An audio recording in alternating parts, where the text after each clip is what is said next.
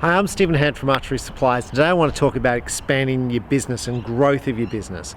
And one of the big things, I started off in my garage and basically low cost operation, started off in a small garage, expanded out to a 4-car garage. And at that point, that's when I made the most I ever did out of my business because I had no overheads, no staffing costs, basically no costs. Then I moved into a small shop, so I had to buy the shop and I had people run it for me. And that's when my profits kind of got shredded because all my money was being spent on rent, wages and overheads. So since then we rented a building and lots of money went on rent, and I'm not a huge fan of rent because it has overheads, costs, and rent goes up every year. Where if you purchase a building, the cost of the purchase decreases every year, so I'm a huge fan of buying. Now right now I actually own my building where I'm located in Lonsdale. It's a 400 square meter building, but we've really outgrown it. And behind me, this here, I'm actually looking at to the option of buying. And this is 5 times bigger than where I am now. So you're going to say, well, how big is that? So it's 120 meters that way and 50 meters across that way. That's how big the land is. And the building's, 1,800 square meters. So it's pretty big. It's made up of like 2 separate warehouses and a front office section here where they used to sort of run all offices. Now when you look at these buildings, you often don't know how much they cost, and you often once again going to compare renting versus buying. But it raises lots of questions for you when you look to buy something about, well, how much is your business going to grow if you expand into something like this? What are your costs going to be? How much are your overheads going to be? How are you going to run the business as far as how are your staff going to function? Because this is split into different parts. You have offices at the front and a warehouse at the back. In my current store, it's all together, and basically anyone I employ, they do every function. So they answer the phones, they do wholesale orders, they do retail when a person walks in. As a result, it's pretty confusing because you might be working on one wholesale order, next minute a person rings up, so you've got to stop doing the wholesale order, you're on the phone, then a customer walks in and you're like, okay, I'm on the phone, I've got a wholesale order, then I've got to, whatever I have to deal with on the phone, I've got another person to deal with who's in front of me. So you've got those 3 competing priorities, and the phone rings again while you're with the other person. With this structure behind me here, where you have a warehouse separate, you have people just doing the warehousing, you have people just answering the phones, very different system. So I want to just quickly discuss about some of the things I look at. One, I've looked at the price of this building. So what does it cost you and what's it going to cost me to own? And the variation of cost of owning, where I expect this building to be versus what it actually is about that far apart, about 500,000 apart in what I expect it to be worth and what they're asking for it. And then what I look at is, well, how much money do I have to spend to make this functional as an archery store? How much money do I have to spend to make this be able to operate as an archery shop? Like, I need a big car park because there's only 3 car parks here. I need a better entrance. I need more security. I need shop fit out. How much is this all going to cost me? Then the question you're going to ask yourself, well, if I get this all in place, how much more money can I make? And when I say how much more money can I make, well, how many more items or how many more sales can I generate, and how much does that relate to in profit? So the first thing I'm going to look at is I'm going to say, well, what areas can I expand? Now, you obviously know I sell PSE.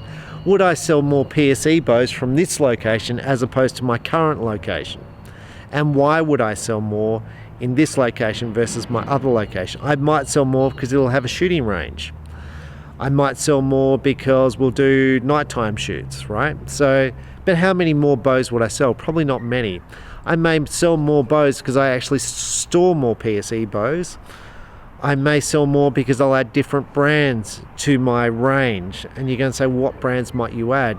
You might add other bow manufacturers. You might add crossbows. I may add targets. I may add brands I don't currently have. So you've got to say, well, what other brands I may add that I don't now because I'm short on space? And how much does that relate to in sales? Now, at the end of the day, when people go, well, they look at this, it's all really, really scary. And this stuff scares me because I go, well, to buy this, do I sell my house? And if I sell my house, then all of my whole risk of my life is now in my business as far as archery. Where at the moment I try and keep my private life separate to my business. So I try and run this like just running work. When I say running work, I attempt to make my business and my private life separate, which I obviously don't do very successfully because I'm answering emails at night time, and I'm doing orders till midnight most nights. But these are the things you've got to consider when you're looking to buy a property. So I've rung up my bank to get bank finance to see how much that costs. I then say, well, how much does this going to cost me per week? And part of it also is I've got to look at the efficiency. So if I had this building here, would I be more efficient than where I am now? And the answer is yes, I would be, because stuff would be easy to find. Currently I'm spread out over locations. And what I'm going to say is that all these choices are not simple, and I've probably repeated that, but like this is 4 or 5 times bigger than where I am now. Am I better just to go into a building which is twice the size? And then am I better just to sit where I am and just be happy with what I sell? Now, I think most businesses kind of make these decisions, and I suppose the purpose of doing this video is to say it's not simple. These choices you make in life are actually quite tricky. And I had one person who sent me this big email telling me about my business and how I should be running my business. And I said, well, why don't you run an archery shop? And I often say that, why don't you open an archery shop? Because I like the lifestyle, as far as I like helping people shoot. I like selling bows and arrows. I like dealing with the people. I like dealing with the archers. But then you get so big that it's not personal anymore, and everyone wants to talk to you, and when there's a problem they want to talk to you. So it's like I feel like all I'm dealing with is problems, and I'm not doing what I enjoy, which is selling the bows to people. So it's like I like the idea of being bigger. I like the idea of adding more product range. I like the idea of providing more service. I like the idea of being able to, when a customer wants to buy a bulldog target, because I had a person message me this week saying I really like bulldog targets. Well, I've got those, it'd be nice to have those.